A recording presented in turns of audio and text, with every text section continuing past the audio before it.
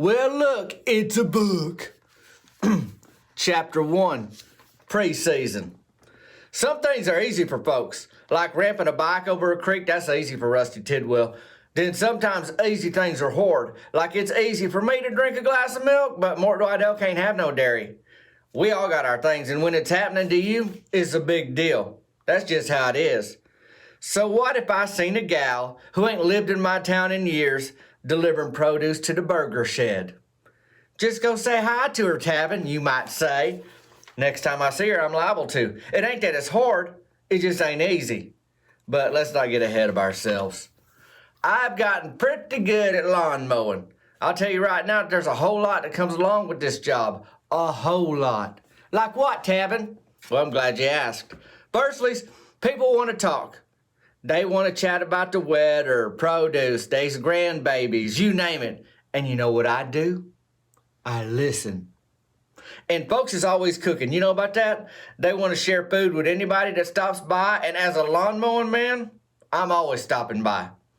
One day recently, I mowed Imogene and Raymond Watkins' lawn. If you know anything about Raymond and Imogene's house, you know they got a nice porch swing to the left of their front door. And it's about 6 or 7 steps to get onto their porch. So I'm basically done with their lawn. It's a good-sized lawn, and their backyard ain't small neither. And here I am done with the work. Imogene steps out onto that front porch and asks me that very same thing. You all done? Sure am, Imogene, I hollered back.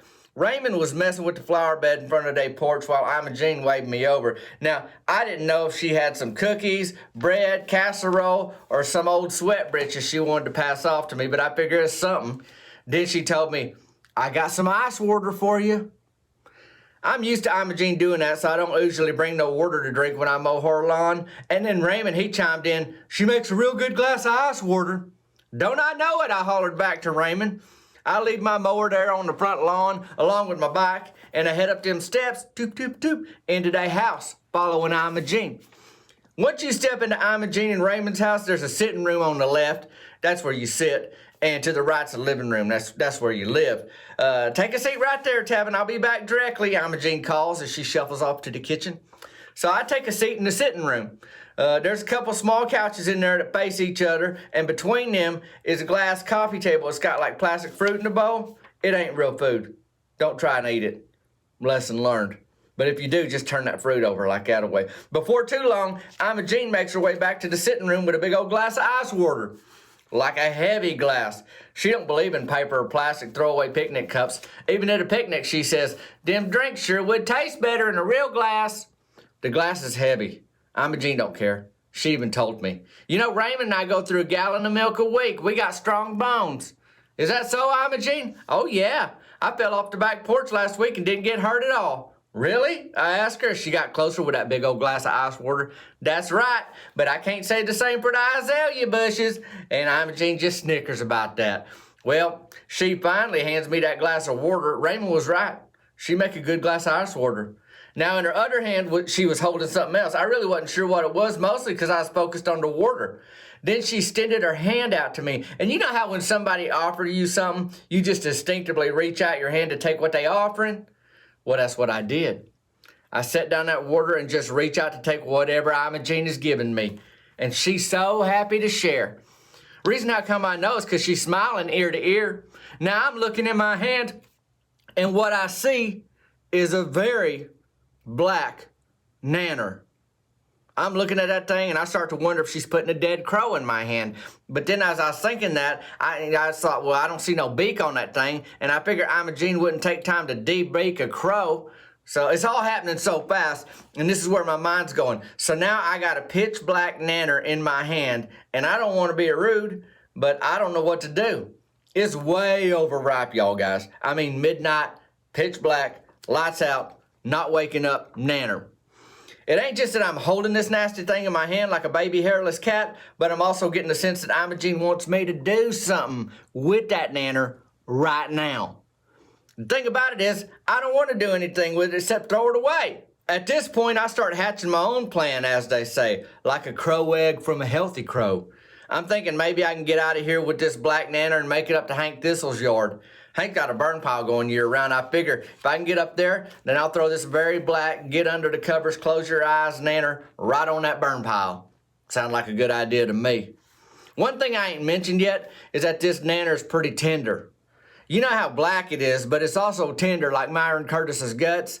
I noticed my thumb has kind of gone into that thing. And now I smell it.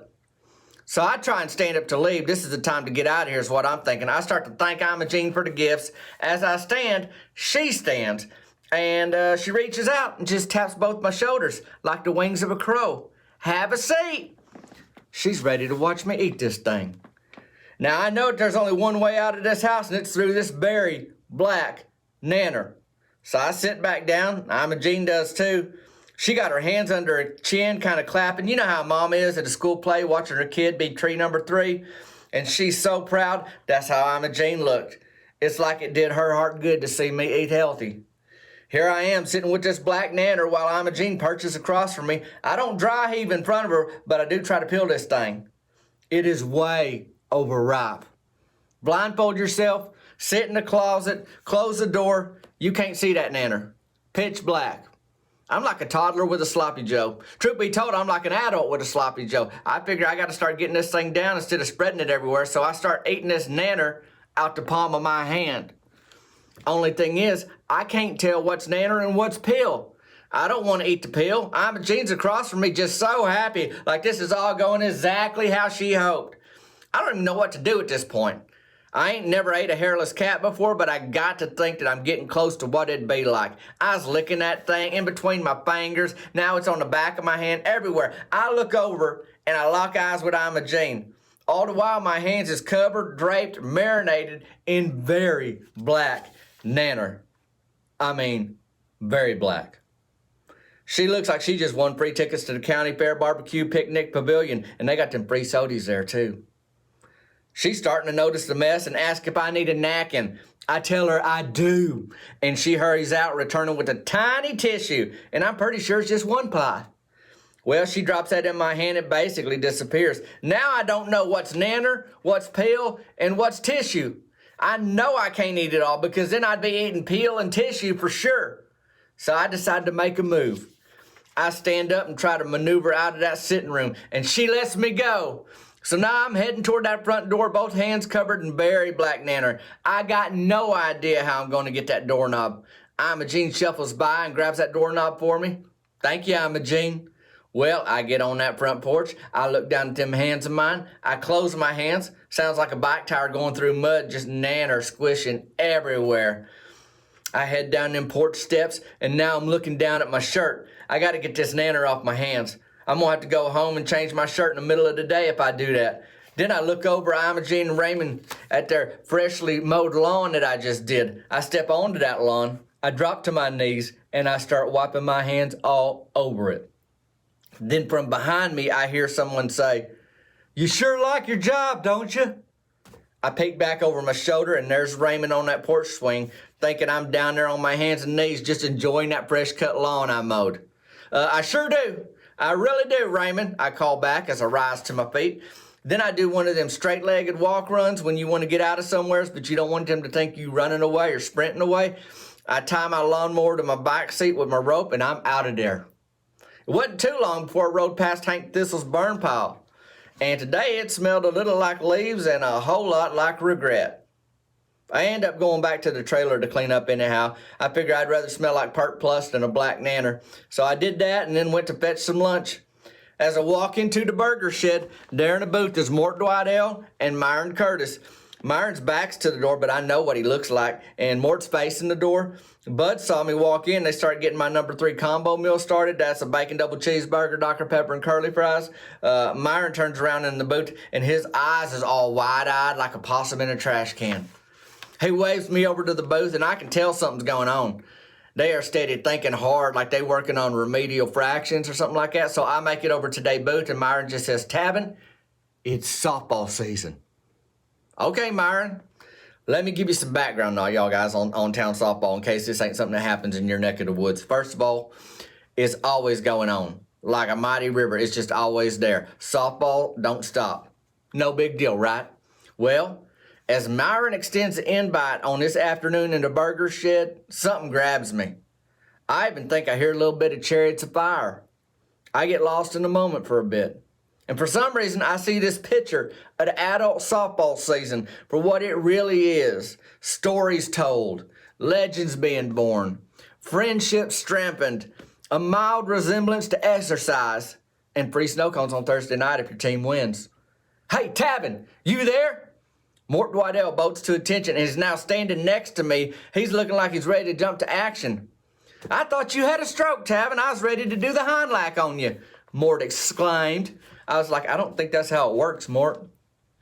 They asked me if I was in. I told them I sure was. That's when Myron said, great, that'll be $20. So I hand over some of that hard-earned cash that I had to endure a black nanner for. I figure since I was in now, I should be able to ask a question, so I do. Hey, what's our team name? We ain't got a team name yet, Tavin. Well, you got a sponsor? No, we ain't got no sponsor. Well, that usually helps you with the team name. Myron nods. I think, well, if they ain't got a team name and they ain't got a sponsor, next logical question is, what can you tell me, Myron? He said, we need 2 more guys for a full roster. So, quick math tells me they needed 3 when I walked into the burger shed, and now they only need 2 more players. Myron proceeds to assure me that once they get the rest of the roster filled out, he'd order the uniforms and they would be at the fields the first game next week. Myron and Mort got softball deadlines steady coming at them, so they're going to be busy this week. Now, about this time, Mary Beth Tucker enters the burger shed. Now, she's my best friend, Russell Tucker's little sister. She got married young, right out of high school. That didn't work out. She a good old girl. She went to school for horses. And her and Russell, they come from kind of husky stock. She's a smart girl, knows a lot about animals, and she works down at the veterinary. Myron's seen her walk in there, and he can't take his eyes off her. He's wide-eyed, no poker face, nothing, just kind of bang, bang. Mort says, why don't you take a picture? It'll last longer. Myron's like, I ain't no weirdo. I said, easy, fellas. We all friends here. Then I just call out to her. Hey, Mary Beth. She says, hey, makes her way over to our booth. I guess she's in there for some lunch. She don't seem to be in like a big rush or nothing like that. She asks how we doing. Mort tells her that we're getting ready for softball season. That's when Mary Beth says she'll be working the concession stands at the fields this season. Well, Myron is still flustered. And like any good friend, I just say, hey, Mary Beth, Myron's got something to say to you. So she turns and looks right at Myron. Truth be told, I thought he'd stay flustered, but he gets steady focused. Myron pulled it together in a moment. He clears his throat and says, Mary Beth, I got a new moped here recently for my birthday. It'd be my honor if I could pick you up tonight and take you to Bickham's all-you-can-eat catfish buffet. Well, I'm shocked. Mary Beth says yes. She says, well, that sounds fun, Myron. How about 6:30? He nods. Bud calls Mary Beth's order. Just a few moments ago, Myron was bumbling to pull our softball season together, and now he's got a date on his moped with Mary Beth Tucker to the catfish buffet. Kind of made me think the next time I see that produce delivery gal, I'll say hi. If Myron can do it, so can I. And if Myron can talk to Mary Beth Tucker, he can have our roster full and uniforms ready at the fields for our first game next week. I should probably start stretching my haunches now. I mean, I can play some ball, but I'm still a common man. So I got to get ready. Preseason is upon us. Next week, we'll be together as a team with no name. Stories will be born. Legends will be made. And hopefully, I'll be getting a free snow cone served up by Mary Beth Tucker at the concession stand. That's chapter 1, y'all guys. Pinkle-boon, y'all guys. You can get the book at the link in my description or tabinbook.com. And then also, we going on a cruise in October 2025, and the sign-ups, registrations are open right now. There's going to be an informational meeting soon. All kind of questions you have are going to get answered about the cruise. You can see the link for the cruise in my description too. See you on the water. Bang, bang.